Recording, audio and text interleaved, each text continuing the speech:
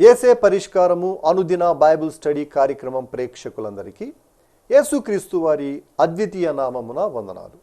ప్రభువునందు ప్రియ దేవుని బిడ్డలారా, నేటి దినము డాక్టర్ కారుపాటి శ్యాన్సాగర్ గారి ద్వారా బైబిల్ స్టడీలోని వాక్య ధ్యానమును కీర్తనల గ్రంథము నుండి ధ్యానం చేసుకుందాం. మీరందరూ బైబిల్తోనూ నోట్బుక్తోనూ సిద్ధపడి ఉంటే డాక్టర్ కారుపాటి శ్యాన్సాగర్ గారు ప్రార్థన చేసి ఈ దినపు వాక్య పరిచర్య చేస్తారు. ప్రభువునందు ప్రియ దేవుని బిడ్డలారా, ఈ రాత్రికాలపు వాక్య భాగం కొరకు ప్రార్థన చేసుకుందాం. ఈ ఎపిసోడ్కు సహకారం ఇచ్చినటువంటి కుటుంబం సత్రంపాడు నివాసితులు, ఒక విశ్వాసి గారి కుటుంబం సహకారాన్ని ఇస్తున్నారు. ఈ కుటుంబం యేసే పరిష్కారానికి చాలా సహకారులు. సెకండ్ స్పెల్ ఆఫ్ యేసే పరిష్కారం. యేసే పరిష్కారం బైబిల్ 2వ పర్యాయం పూర్తి చేస్తున్న దినాల్లోనూ, మొదటి పర్యాయం బైబిల్ కంప్లీట్ చేసే ఎండింగ్ టైంలోనూ ఈ యొక్క కుటుంబం నాకు ఎంతో బాసటగా నిలిచిన కుటుంబం. వారి పేరు అనౌన్స్ చేయడానికి ఇష్టపడలేదు. ప్రియ సహోదరునికి సహోదరికి వారి బిడ్డలకు దేవుడు ఆశీర్వాదం ఇవ్వాలని అందరం ప్రార్థన చేద్దాం. రేపటి నుండి మాసము అంతము వరకు ఎపిసోడ్ సహకారులు లేరు. ప్రభువు అనుగ్రహించాలని దయచేసి ప్రార్థన చేద్దాం. ప్రార్థన చేసుకుని వాక్య ధ్యానంలోనికి వెళదాం. మమ్మను మిక్కిలిగా ప్రేమిస్తోన్న మా ప్రియ పరలోకపు తండ్రి, మీ పరిశుద్ధ ఘననామమునకు స్తోత్రాలు చెల్లిస్తున్నాము. ఈ రాత్రి మీ పాదాల చెంత విజ్ఞాపన చేస్తున్నాము. మీ వాక్యము చేత మమ్మలను దీవించమని ప్రార్థిస్తూ ఉన్నాము. ప్రభు, ఎపిసోడ్ సహకారం ఇచ్చిన మీ దాసుని కుటుంబాన్ని దీవించండి. రిటైర్డ్ లైఫ్లో మీ సేవకునికి కృపనిచ్చి నడిపించండి. వారి కుమారుడు, కోడలు, కుమార్తె గారులను దీవించండి. ఎపిసోడ్ సహకారులను, నూతనమైన సహోదర సహోదరులను అనుగ్రహించండి. ఈ రాత్రి వాక్య ధ్యానం మాకెల్లరకు దీవెనకరంగా ప్రసాదించండి. యేసు ప్రభు పేరిట వేడుకుంటూ ఉన్నాము తండ్రి, ఆమెన్. ప్రభువునందు ప్రియ దేవుని బిడ్డలారా, దయచేసి మీ పరిశుద్ధ బైబిల్ గ్రంథాన్ని తెరవండి. కీర్తనల గ్రంథం 55వ సంకీర్తన మీ ఎదుట ఉంచుకొనండి. దావీదు రచించిన దైవ ధ్యానం. దావీదు రచించిన దైవ ధ్యానం. ఈ కీర్తనలో అహీతోపేలు అను తన సొంత మంత్రి చేత మోసగించబడిన దావీదు తన కుమారుడైన అబ్షాలోము, అహీతోపేలు కలిసిపోయి తనను ద్వేషించి, నిందించి, హింసిస్తూ ఉన్నప్పుడు పారిపోతున్న దావీదు తన అనుభవంలో ఈ కీర్తన రాశాడని బైబిల్ పండితులు అభిప్రాయపడ్డారు. ఈ కీర్తనలో వ్యక్తిగతంగా నమ్మిన వారు, సొంత వారు కుట్రదారులయ్యారు.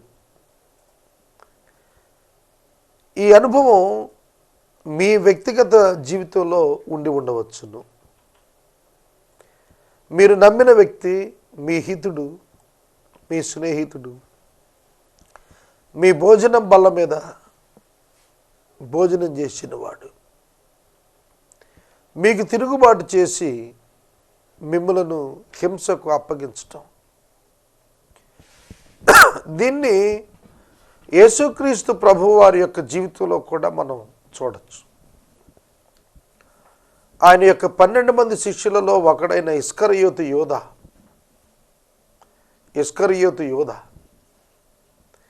ఆయనను అమ్మివేశాడు.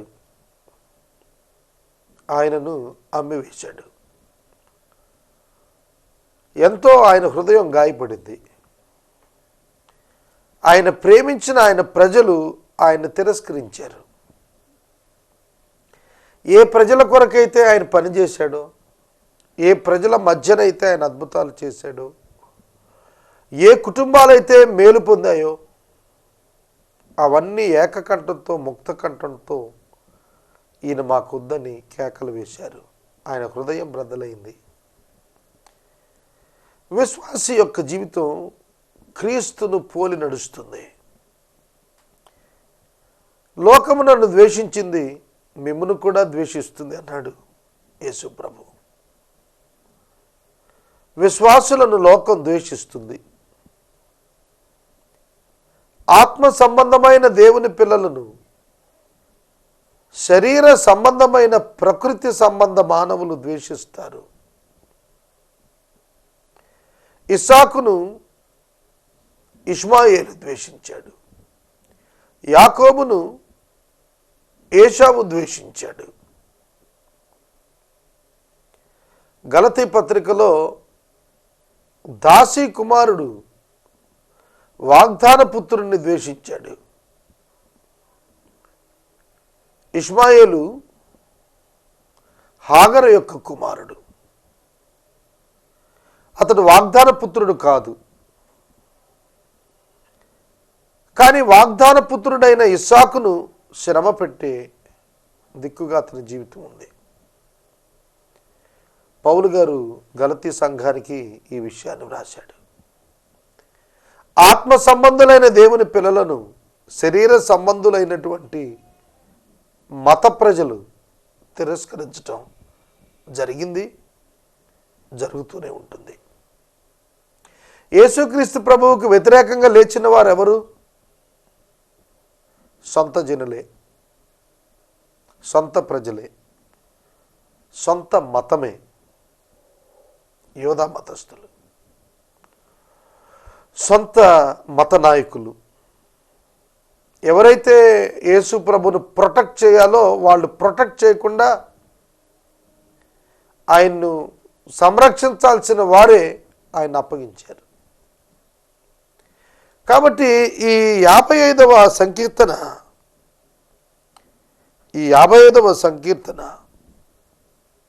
చాలా విచిత్రమైన సంకీర్తన. తను మూలుగుతూ, తను బాధపడుతూ, తను దుఃఖపడుతూ రాస్తున్న కీర్తన. ఇక చదువుకుందాం. మొదటి వచనం, దేవా చెవియొగ్గి నా ప్రార్థన ఆలకింపుము, చెవియొగ్గి నా ప్రార్థన ఆలకింపుము, నా విన్నపమునకు విముఖుడవై ఉండకుము, నా మనవి ఆలకించి నాకు ఉత్తరమిమ్ము, నా మనవి ఆలకించి నాకు ఉత్తరము ఇమ్ము. చూడండి, దావీదు ఈ విజ్ఞాపన దేవుణ్ణి పిలుస్తున్నాడు. యేసుక్రీస్తు ప్రభు సిలువలో దేవుని పిలిచిన మాట, నా దేవా నా దేవా నన్నెందుకు చేయి విడిచితివి. కంప్లీట్ హ్యూమానిటీ, సంపూర్ణ మానవత్వంలో యేసు యొక్క ఆక్రందన, దేవా అని పిలిచిన ఆక్రందన, ఎక్స్పీరియన్స్ ఆఫ్ జీసస్ క్రైస్ట్, యేసుక్రీస్తు యొక్క శ్రమానుభవాన్ని దావీదు జీవితంలో రుచి చూచాడు. అందుకే ఆక్రందన, దేవా చెవియొగ్గు, నా ప్రార్థన ఆలకించు, నా విన్నపమునకు విముఖుడమై ఉండద్దు, నా మనవి ఆలకించు, నాకు ఉత్తరము ఇమ్ము, నాకు ఉత్తరము ఇమ్ము, నాకు జవాబు కావాలి, నా మనవి నీ దగ్గరికి రాని, నా మనవికి వ్యతిరేకంగా తిరగద్దు. ఏమిటి ఇతని అంతరంగంలో అంత గొప్ప భారముతో కూడిన ప్రార్థన? What is the reason for this prayer? 2వ వచనం, 3వ వచనం, శత్రువుల శబ్దాన్ని బట్టి, దుష్టుల బలత్కారమును బట్టి నేను చింతాక్రాంతుడనై విశ్రాంతి లేక మూలుగుతూ ఉన్నాను. వారు నా మీద దోషం మోపుతున్నారు. ఆగ్రహం గలవారే నన్ను హింసిస్తున్నారు. దావీదును అబ్షాలోము హింసించలేదు. జాగ్రత్తగా వినాలి. రక్తం చిందలేదు. అబ్షాలోమును దావీదు జయింపగల సమర్థుడు. కానీ అబ్షాలోము దావీదు యొక్క సొంత కుమారుడు. అబ్షాలోము అందంగా ఉంటాడు. దావీదు బహుగా ప్రేమించిన కుమారుడు అబ్షాలోము. అబ్షాలోము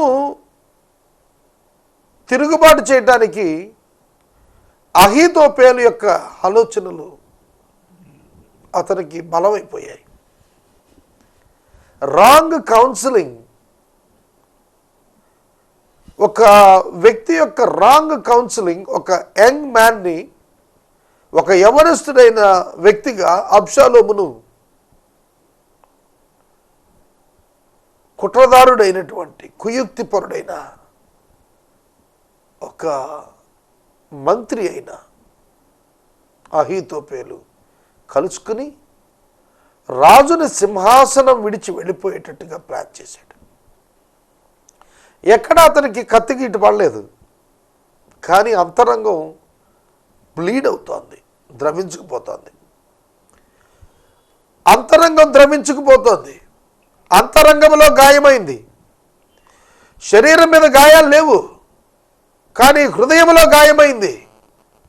తన సొంత కుమారుడు తన తర్వాత సింహాసనం మీదకు రావటానికి ఆలోచించాల్సినటువంటి కుమారుడు నమ్మకంగా ఉండి తండ్రి యొక్క ప్రేమ చొప్పున సింహాసనం ఎక్కాల్సిన ఆ కుమారుడు తండ్రి బ్రతికుండగా సింహాసనాన్ని దింపి తాను సింహాసనం ఎక్కడానికి ప్రయత్నించాడు. చూశారు, అది దావీదును గాయపరిచినది.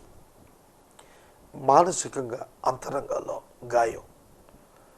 అరే, ఎంత ప్రేమించాను ఈ కుమారుణ్ణి నేను, ఈ అహీతోపేలు నేనెంత ప్రేమించాను, కానీ ఈ తిరుగుబాటు కారణం ఏమిటి? వారి దుష్టత్వం, వారి చెడుతనం,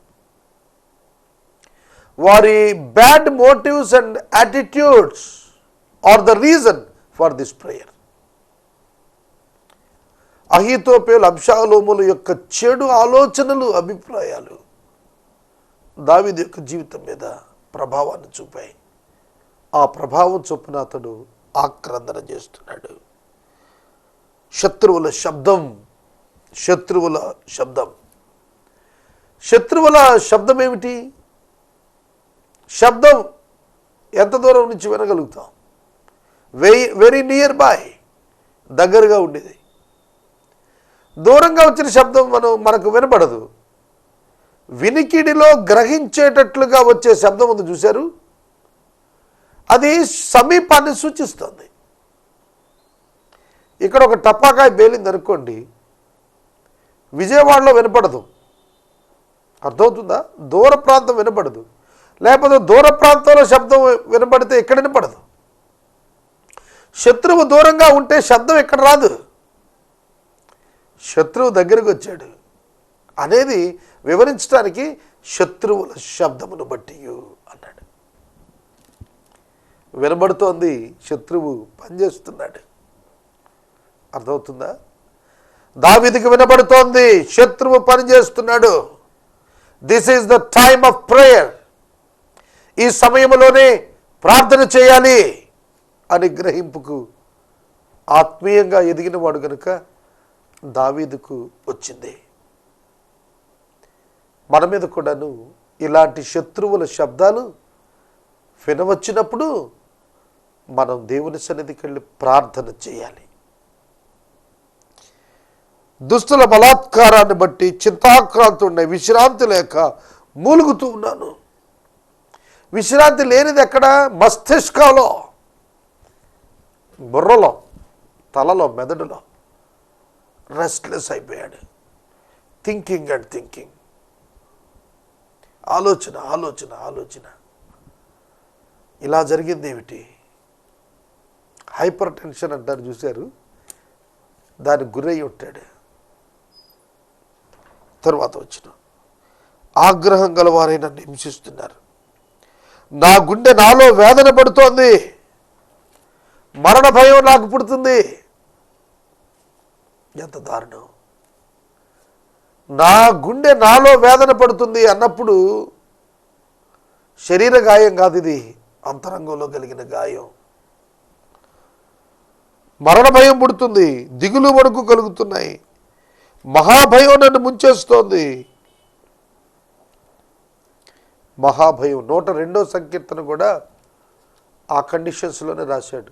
అబ్షాలోము తిరుగుబాటుకే రాశాడు. తన ప్రియమైనటువంటి వారు తిరుగుబాటు చేసినప్పుడు ఎక్కువగా బాధపడతారు మనుషులు. తను నమ్మిన భార్య మోసం చేస్తే, తను నమ్మిన భర్త మోసం చేస్తే, తను నమ్మిన బిడ్డలు మోసం చేస్తే, తమ తల్లిదండ్రులు తమను మోసం చేసి అన్యాయం చేస్తే, తన దగ్గర స్నేహితుడు తనను అన్యాయం చేస్తే, కనుక నియర్ బై వన్స్, చాలా దగ్గరకు ఉన్నవాళ్ళు, నియరెస్ట్ పీపుల్, సమీపస్తులైన వారు ద్రోహం చేస్తే చాలా బాధ కలుగుతుంది. ఆ బాధ దావీదు అనుభవించాడు. భయం కలిగిందట. ఆహా, గువ్వవలే నాకు రెక్కలుంటే నేను ఎగిరిపోయి నెమ్మదిగా ఉందినే, త్వరపడి దూరంగా పారిపోయి పెనుగాలిని సుడిగాలిని తప్పించుకొని అరణ్యములో నివసించి ఉందినే అనుకుంటుని. ఎంతటి చికాకులు కలిగించారంటే అతని చుట్టూతో ఉన్నవాళ్ళు తనున్నటువంటి స్థలాన్ని విడిచిపెట్టి ఎక్కడికైనా ఎగిరిపోదాం అనుకున్నాడు. కొన్ని సందర్భాల్లో మానవ ఆలోచనలు ఈ విధంగానే వస్తాయి. ఏం బ్రతుకుతాం ఇక్కడ? ఇంత అపహాస్యం చేస్తున్నారు, ఇంత నిందలు మోపుతున్నారు, ఇన్ని కుట్రలు చేస్తున్నారు. పోనీ చేస్తున్న వాళ్ళు బయట వాళ్ళ కాదు. మరి ఇటువంటప్పుడు అనిపిస్తుంది ఎక్కడికైనా వెళ్ళి బతుకుదామా అని అనిపిస్తుంది మానవులుగా. నిజమే కదా, ఈ ఊరు వదిలి వెళ్ళిపోతే బాగుంటుంది అని అనిపిస్తుంది శ్రమలో ఉన్నవాడికి. అదే అనుకుంటున్నాడు, నేను గువ్వలై ఉండి రెక్కలుంటే నేను ఎగిరిపోయేవాడినే, ఈ పరిస్థితుల మీదకు రాకుండా తప్పించుకునేవాడినే.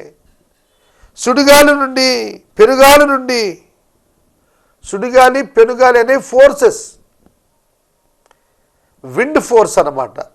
అంటే గాలి, సుడిగాలి, పెనుగాలి గూడు చెదరగొట్టేస్తాయి,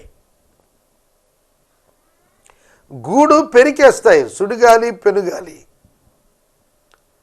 అంటే తన జీవితం అనే గూడును చెదరగొట్టేస్తున్నాయి. ఒక విషయం జ్ఞాపకం చేస్తాను, ఇలాంటి అనుభవాలు విశ్వాసులకు వచ్చినప్పుడు దైవ ప్రణాళిక మన పట్ల నెరవేర్పులో ఉన్నది అనేది గ్రహించాలి.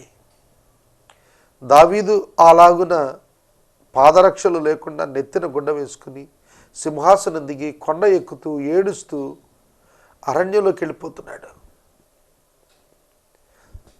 అట్లాంటి అనుభవం తర్వాత తిరిగి సింహాసనానికి వచ్చాడు. అంటే అతని జీవితంలో హూ ఈజ్ మై గాడ్, నా దేవుడు ఎవరు అనేది అతను తెలుసుకోవాలి. శత్రువు లేకుండా తన శత్రువుకి ఏం సంభవించిందో ఒక వ్యక్తికి ఎట్లా తెలుస్తుంది? తెలియదు. ఆది అపోస్తుల కాలం, అపోస్తుల కార్యముల గ్రంథం నెరవేరిన కాలంలోనే సంఘానికి యెరూషలేములో శ్రమలు వచ్చి విస్తరించిపోయేటట్లుగా సంఘం ఇతర ప్రాంతాలకు చెదిరిపోయారు. చెదిరిపోయినప్పుడు వాళ్ళు ఇల్లు గోడు వదులుకొని వెళ్ళిపోయారు. అలా వెళ్ళిపోవటం వల్ల విశ్వమంతా సువార్త వెళ్ళింది. భారతదేశానికి ఒక శిష్యుడు థామస్ గారు వచ్చాడు, తోమా గారు. అలా చెదరగొట్టబడిన వాళ్ళలోనే. గ్రహిస్తున్నారా? అలా చెదరగొట్టబడినటువంటి వారిలోనే తోమా భారతదేశానికి వచ్చాడు. అలా శ్రమల చేత చెదరగొట్టబడిన వారి వల్లే విశ్వ సువార్థీకరణ సాధ్యమైంది. అలా చెదరగొట్టబడటం వల్లే దావీదు తన దేవుని యొక్క గొప్పతనం ఏంటో బైబిల్ గ్రంథంలో వర్ణించగలిగాడు. ఆయన ఏం చేస్తాడు అనేది. కనుక రెక్కలుంటే ఎగిరిపోదాం. మనం అనుకుంటాం సమస్యలకు దూరంగా పారిపోదామని. కానీ దేవుడు సమస్యలలోనే విశ్వాసిని ఉంచి విజయం అంటే ఏంటో నేర్పిస్తాడు. నాకు ఈ అనుభవం ఉంది, నేను చూశాను. నా 23-24 సంవత్సరాల సేవా జీవితంలో ఈ అనుభవం నేను చూశాను.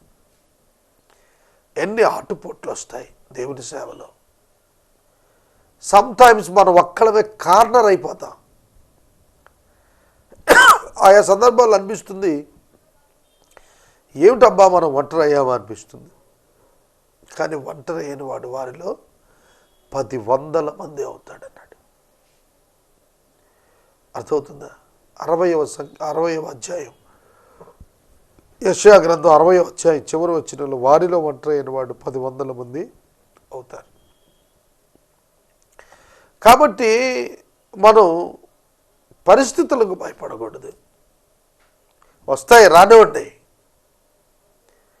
లేస్తారు, లేవనియండి. వారు లేచేది పడిపోవటానికే. వారు త్రవ్వుకున్న గోతులో వారు పడటానికే దేవుని పిల్లల మీదకు సేవకుల మీదకు దుష్టులు లేస్తారు. సోదరుడా, సోదరి, రెక్కలు ధరించుకుని వెళ్ళిపోదామనే ఆలోచన అక్కర్లేదు. తర్వాత వచ్చిన 9వ వచనం, పట్టణములో బలాత్కార కలహములు జరుగుట నేను చూస్తున్నాను. ప్రభువా, అట్టి పనులు చేయి వారిని నిర్మూలము చేయుము, వారి నాలుకలు ఛేదించుము. ఓ మై గుడ్నెస్, ఎంత తిన్నగా రాశాడు వాక్యం. జరిగింది జరిగినట్టుగానే జరుగుతున్నది, లైవ్ టెలికాస్ట్ అన్నమాట ఇది. పట్టణములో బలాత్కార కలహములు జరుగుట నేను చూస్తూ ఉన్నాను అంటే లైవ్ టెలికాస్ట్. అవునా? ప్రజెంట్ టెన్స్లో అబ్జర్వ్ చేస్తున్నాడు. పట్టణంలో బలాత్కార కలహాలు జరుగుతాయి. సోదరుడా, సోదరి, ఏమిటి బలాత్కారం? ఎందుకు బలాత్కారులు? What will happen to the church of Jesus Christ? ఏం జరుగుద్ది? యేసుక్రీస్తు ప్రభు సంఘానికి బలాత్కారుల వల్ల నష్టం జరుగుద్దా? ఏమీ నష్టం జరగదు. నీతిమంతులు కదిలించబడరండి, సంఘం కదిలించబడదు. బలాత్కారం చేయ ప్రయత్నించిన వాడు భ్రష్టుడై నాశనం అవుతాడు, మరణమైపోతాడు. బలాత్కారం పట్టణంలో జరుగుతుంది.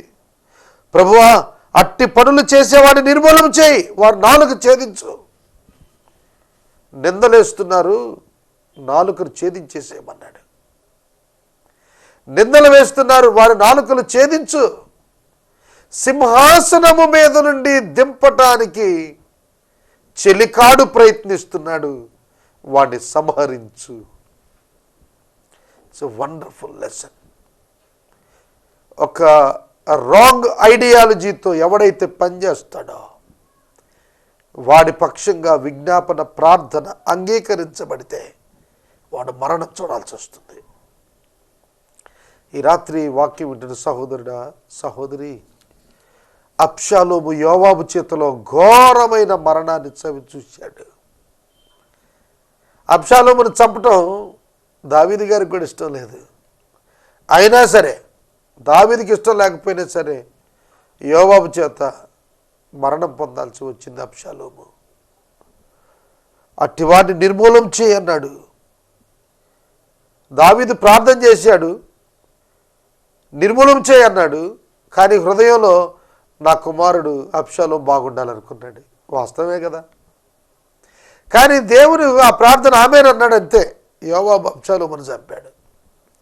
రాత్రింబగళ్ళు వారు పట్టణపు ప్రాకారాల మీద తిరుగుతున్నారు. పాపమును చెడుతనమును దానిలో జరుగుతుంది. ఇక్కడ దావీదు ఐడెంటిఫై చేసింది ఏమిటంటే, అబ్షాలోము అహీతోపేలు అను తన తండ్రి మంత్రి చేత చెడు ఆలోచనలు తీసుకుని దావీదు యొక్క ఉపపత్నులను బహిరంగంగా చెరిచాడు.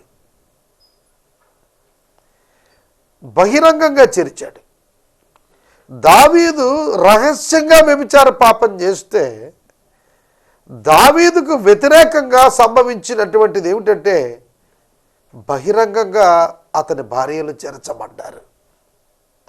అది వినపడింది. చాలా బాధపడ్డాడు, చాలా దుఃఖపడ్డాడు దావీదు. దేవుణ్ణి ప్రార్థన చేశాడు. అహీతోపేల కుట్రను భగ్నం చేయి ప్రభువా అని ప్రార్థన చేశాడు దావీదు.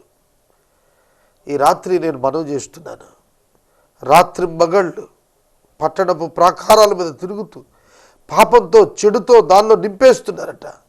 పట్టణంలో నాశన క్రియలు జరుగుతున్నాయి, వంచన కపటం దాని అంగడి వీధుల్లో మానక జరుగుతోంది. అంటే అంగడి అంటే క్రయ విక్రయాలు.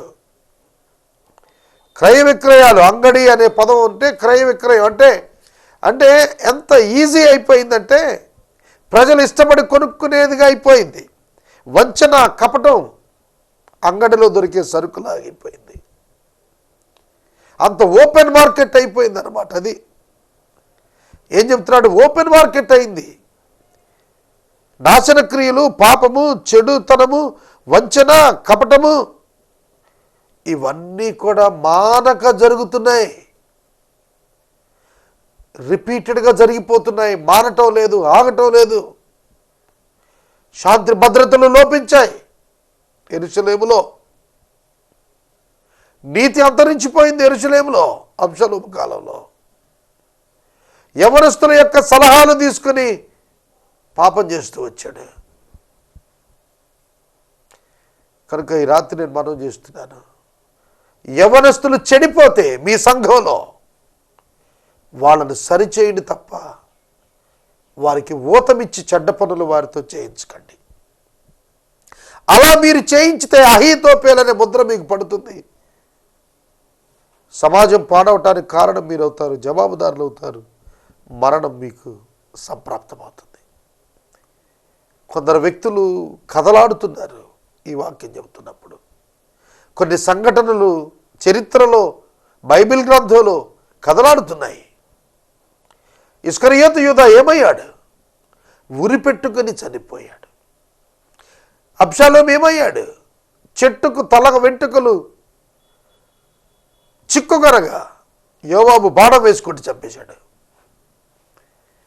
దేవుని పిల్లలు కదల్చబడరు. దేవుని పిల్లల సింహాసనం ఎవడు తీసుకోడు. తీసుకున్నా కూర్చోలేడు ఎక్కువ కాలం. Surely they will die. దేవుని పిల్లలకు భద్రత వాగ్దానం చేయబడింది. ఈ రాత్రి కాలపు వాక్య భాగమునకు సహకారం ఇచ్చిన కుటుంబం సత్రంపాడు గ్రామము నుండి ఒక నివాసితులు విశ్వాసి గారి కుటుంబం సహాయం చేశారు. బిడ్డలను దేవుడు దీవించును గాక. మనము ఇంతవరకు డాక్టర్ కారుపాటి శ్యాన్సాగర్ గారి ద్వారా బైబిల్ స్టడీలోని వాక్య ధ్యానమును కీర్తనల గ్రంథము నుండి ధ్యానం చేసుకున్నాము. ఈ కార్యక్రమం ద్వారా మీరు పొందుకునుచున్న ఆత్మీయ మేలులు ఒక ఉత్తరం ద్వారా మాకు తెలియచేయండి. మీ ప్రార్థనా మనవులు మాకు తెలియచేస్తే ఏసే పరిష్కారం కార్యాలయం ఏర్పాటు చేసిన ప్రత్యేక ప్రార్థనా శిబిరంలో మీ కొరకు ప్రార్థిస్తాం. మీ కుటుంబ పక్షముగా ఒక ఎపిసోడ్ ప్రసారం చేయాలనుకున్నట్టు మాకు తెలియచేస్తే మా సిబ్బంది మీ గృహాలను దర్శిస్తారు. ముగింపు ప్రార్థన ఆశీర్వాదాలతో ఈ కార్యక్రమాన్ని ముగించుకుందాం. ప్రార్థన చేసుకుందాం. మమ్మల్ని మిక్కిలుగా ప్రేమిస్తున్న మా ప్రియ తండ్రి, మీకు వందనాలు స్తోత్రాలు చెల్లిస్తున్నాం. ఈ రాత్రి మీ పాదాల చెంత ప్రార్థిస్తున్నాం. మీ కృప మీ సహాయం మాకిమ్మను వేడుతున్నాం. మీ దాసుడు సహకారాన్ని అందించారు. అన్నగారి కుటుంబాన్ని దీవించమని ప్రార్థిస్తున్నాం. ఘనత మహిమ ప్రభావాలు మీరే పొందమని ప్రార్థిస్తున్నాం. యేసు నామమున వేడుకుంటున్నాము తండ్రి, ఆమేన్. తండ్రి అయిన దేవుని ప్రేమ, కుమారుడైన యేసయ్య కృప, పరిశుద్ధాత్మని అన్యోన్య సహవాసం సదాకాలం మనందరికీ తోడై ఉండును గాక. ఆమేన్.